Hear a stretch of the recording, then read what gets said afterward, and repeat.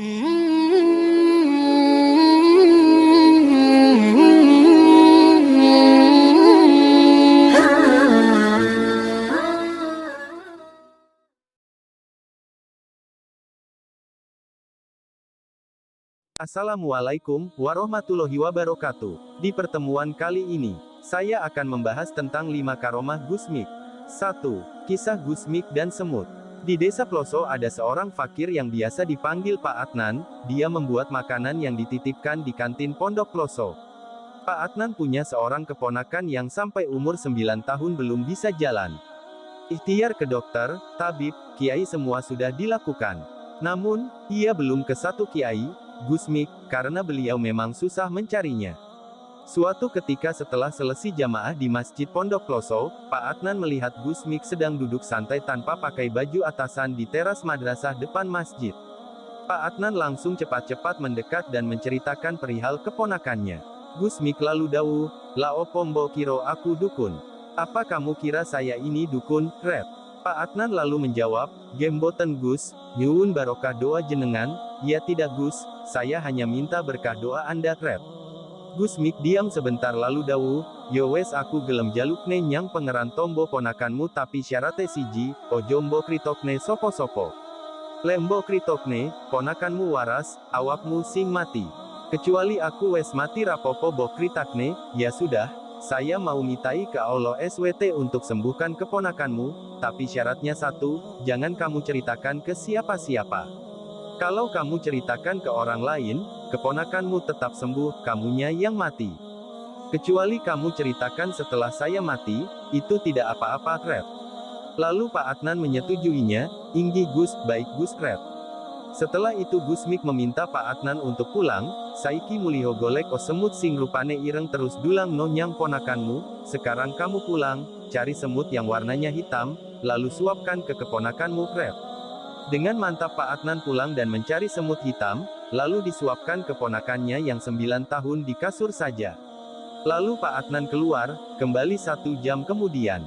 Ditengoklah si keponakan tidak ada di kasurnya, dicari-cari ternyata ada di sumur sedang menimba air.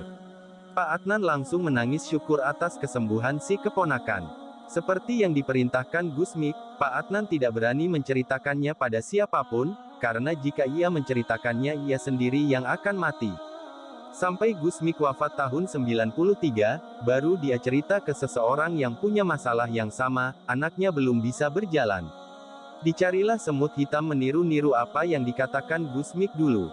Sampai habis semut berkilo-kilo si anak belum bisa berjalan juga. Jelas bukan faktor semut, tapi faktor doa sang kekasih Tuhan.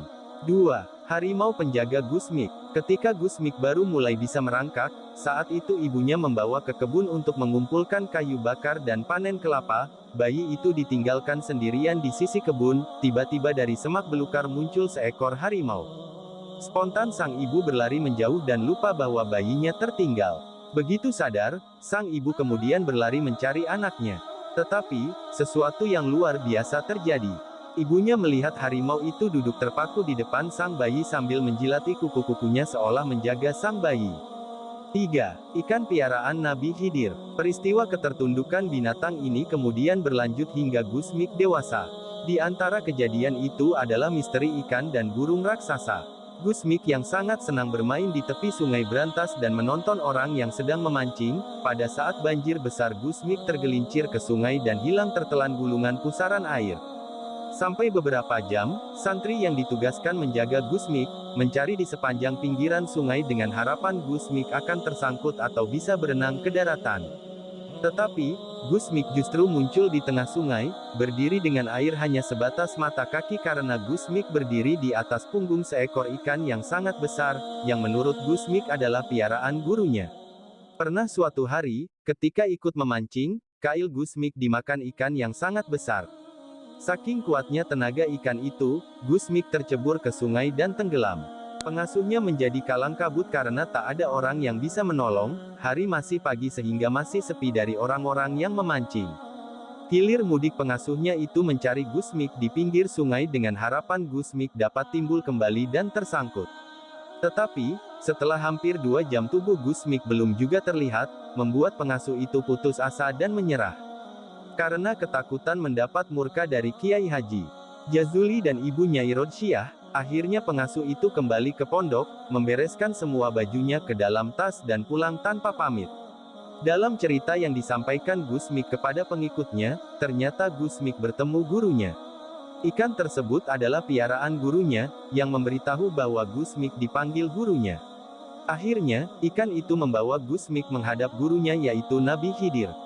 Pertemuan itu menurut Gus Mik hanya berlangsung selama 5 menit. Tetapi, kenyataannya Gus Mik naik ke daratan dan kembali ke pondok sudah pukul 4 sore. Beberapa bulan kemudian, setelah mengetahui bahwa Gus Mik tidak apa-apa, akhirnya kembali ke pondok. Pada suatu malam di Ploso, Gus Mik mengajak Afifuddin untuk menemaninya memancing di sungai timur Pondok Al-Falah. Kali ini, Gus Mik tidak membawa pancing, tetapi membawa cundik. Setelah beberapa lama menunggu, hujan mulai turun dan semakin lama semakin deras. Tetapi, Gus Mik tetap bertahan menunggu cundiknya beroleh ikan meski air sungai berantas telah meluap. Menjelang tengah malam, tiba-tiba Gus Mik berdiri memegangi gagang cundik dan berusaha menariknya ke atas. Akan tetapi, Gus Mik terseret masuk ke dalam sungai.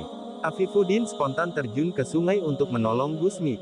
Oleh Afifuddin, sambil berenang, Gus Mik ditarik ke arah kumpulan pohon bambu yang roboh karena longsor. Setelah Gus Mik berpegangan pada bambu itu, Afifuddin naik ke daratan untuk kemudian membantu Gus Mik naik ke daratan. Sesampainya di darat, Gus Mik berkata, "Viv, ini kamu yang terakhir kali menemaniku memancing. Kamu telah 7 kali menemaniku dan kamu telah bertemu dengan guruku." Afifuddin hanya diam saja. Keduanya lalu kembali ke pondok dan waktu sudah menunjukkan pukul 3 pagi.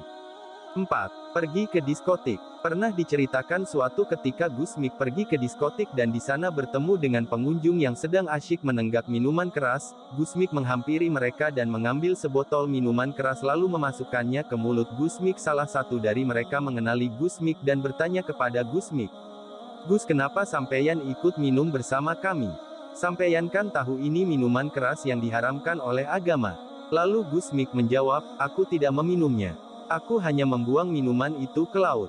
Hal ini membuat mereka bertanya-tanya, padahal sudah jelas tadi Gus Mik meminum minuman keras tersebut. Diliputi rasa keanehan, Gus Mik angkat bicara, "Sampeyan semua gak percaya kalau aku tidak meminumnya tapi membuangnya ke laut."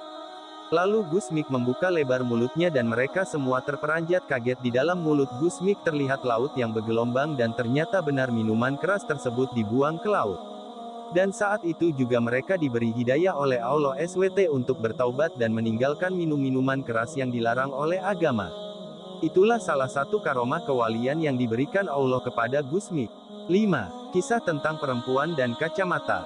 Pernah suatu ketika Gus Farid anak Ahmad Sidik yang sering menemani Gus Mik mengajukan pertanyaan yang sering mengganjal di hatinya. Pertama, bagaimana perasaan Gus Mik tentang perempuan?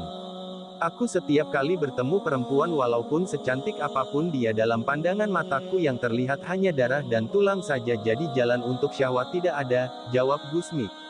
Pertanyaan kedua, Gus Farid menanyakan tentang kebiasaan Gus Mik memakai kacamata hitam baik itu di jalan maupun saat bertemu dengan tamu. "Apabila aku bertemu orang di jalan atau tamu aku diberi pengetahuan tentang perjalanan hidupnya sampai mati.